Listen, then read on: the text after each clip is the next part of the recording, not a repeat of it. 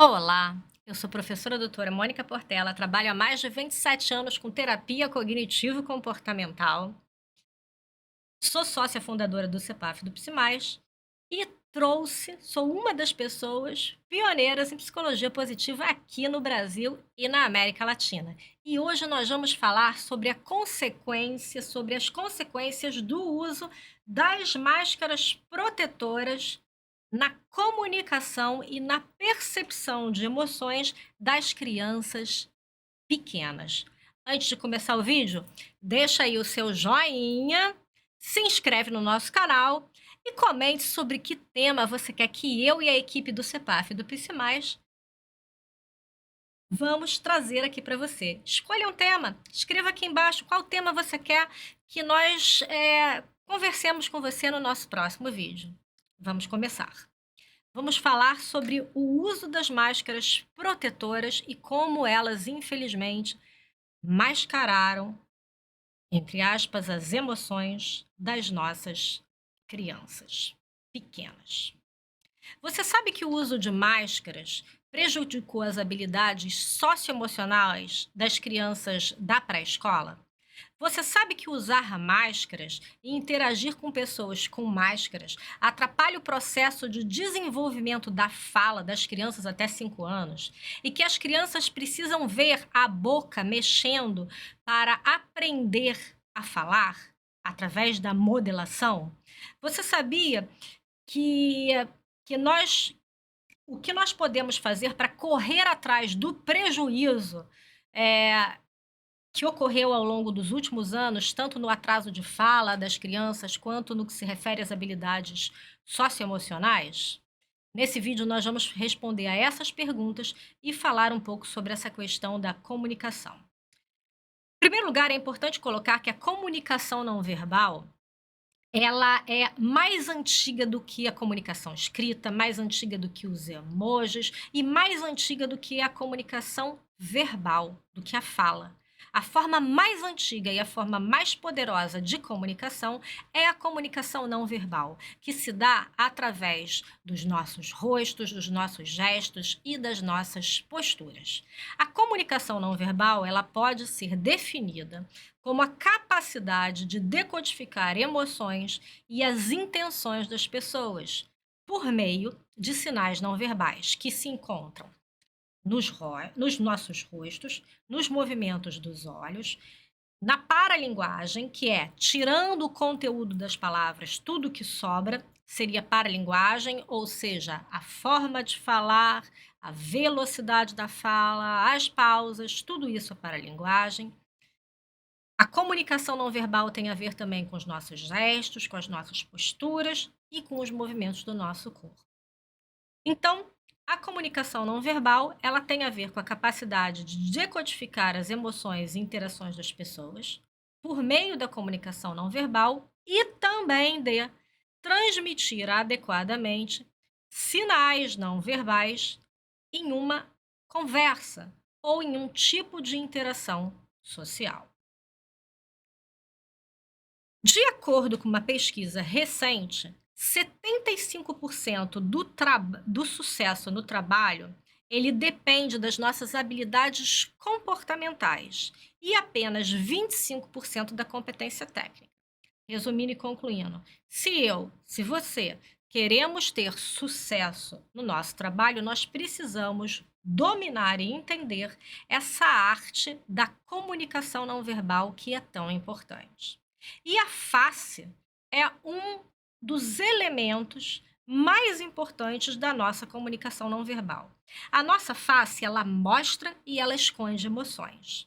E de acordo com alguns pesquisadores, como Ekman, por exemplo, existem algumas emoções que são inatas, que existem em todas as culturas, como, por exemplo, raiva, tristeza, alegria, medo, nojo e surpresa.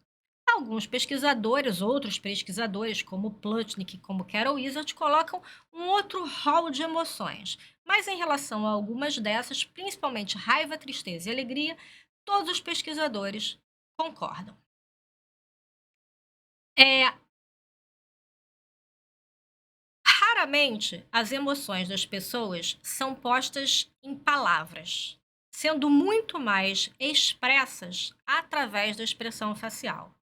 E como é que ficou a expressão facial, tanto para a criança mostrar suas expressões faciais usando máscara e face shield na escola, quanto para perceber a comunicação não verbal de um professor que usava máscara e face shield o tempo inteiro. Obviamente que se você respondeu que essa habilidade ficou prejudicada, você acertou. Realmente ficou prejudicada.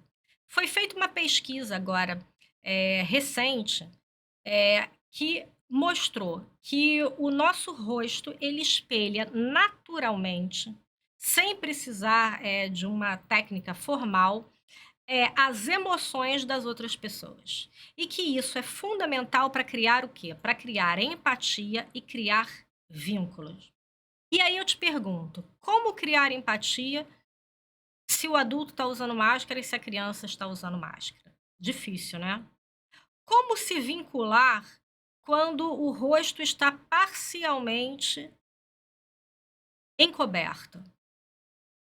As pesquisas atuais, e uma pesquisa especialmente que saiu agora no Journal of the Cognitive Research, agora em 2022, colocou e aborda bastante detalhadamente os prejuízos que as máscaras tiveram para as crianças da pré-escola. Então, de acordo com essa pesquisa e com outras pesquisas recentes, não é uma boa ideia, atualmente, em 2022, obrigar as crianças da pré-escola a utilizar máscaras. Por quê? Porque além das máscaras elas não, além dessas crianças não saberem utilizar as máscaras, muitas vezes corretamente, as mesmas podem prejudicar as habilidades socioemocionais e até mesmo de uma maneira permanente, no que se refere à expressão de emoções e no que se refere à leitura de emoções na face das outras pessoas.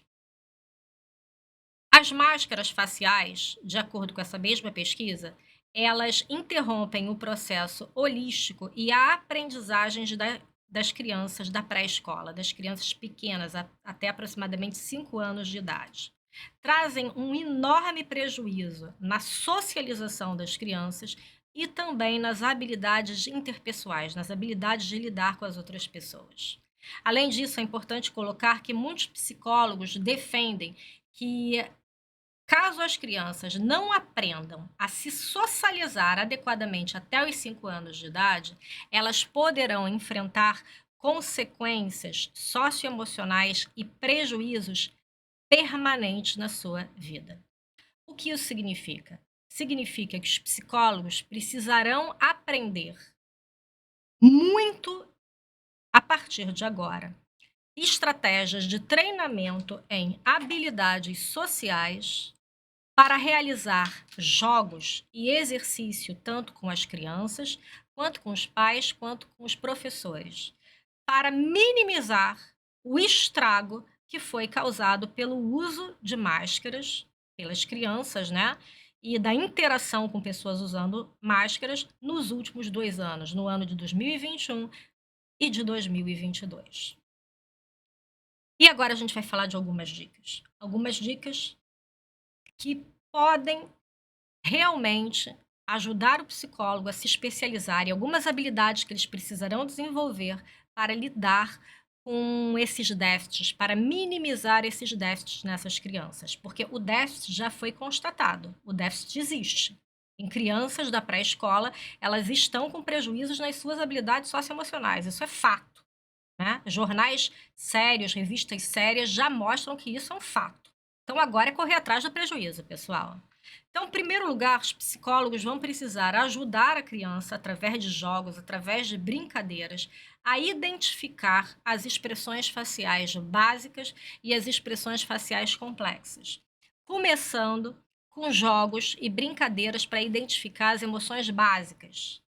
Inicialmente, as 3 mais fáceis de identificação: raiva, tristeza e alegria. Depois, pode-se aumentar para trabalhar com raiva, tristeza, alegria, medo, nojo e surpresa. E depois ir aumentando para emoções mais complexas. Também vai ser necessário ensinar as crianças a perceber as nuances da face humana, as transformações e as misturas de afeto através da face em movimento. Primeiro, é interessante usar bonequinhos de desenho animado e depois ajudá-los a perceber essa movimentação através da própria face humana. Algo também que os psicólogos vão precisar trabalhar vai ser ajudar a criança a expressar adequadamente as suas emoções por meio da face. Ou seja, transmitir para as outras pessoas os seus sentimentos e as suas emoções, sem ser de uma maneira estereotipada, mas de uma maneira natural. Porque, afinal de contas, 2 anos interagindo com pessoas de máscara e usando máscaras, como eu já falei, prejudicou essa capacidade. 4. Ajudar a criança a demonstrar, através da expressão facial, aquilo que ela quer comunicar por meio de palavras. Então, comunicar emoções sem usar as palavras, mas mostrando apenas o que ela quer comunicar através da expressão facial.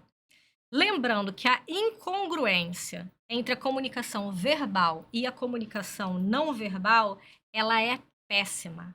Ela tira a credibilidade, parece que o indivíduo está mentindo, não transmite confiança e pode realmente prejudicar muito a criança caso ela não aprenda a sincronizar e a mostrar uma coerência entre o verbal e a expressão facial. E nos últimos anos tivemos esses prejuízos. Quinto, treinar a empatia por meio de estratégias não verbais, espelhando movimentos do corpo, lendo expressões faciais, parafraseando. Tudo isso pode ser feito através de vários jogos e brincadeiras. Empregar o sorriso de uma maneira natural nas interações sociais também pode ajudar bastante essas crianças. E se você quer aprender mais sobre comunicação não verbal e treinamento em habilidades sociais, que é um tema muito importante, de agora em diante, depois desses 2 anos de pandemia, eu convido você para participar dos cursos do CEPAF e do PSIMAIS. Para mais informações, você pode entrar em contato com os números que estão na tela. Deixe o seu joinha, se inscreva aqui no canal e comente aqui embaixo os temas que você quer que a nossa equipe traga para você. Até o nosso próximo vídeo. Tchau, tchau!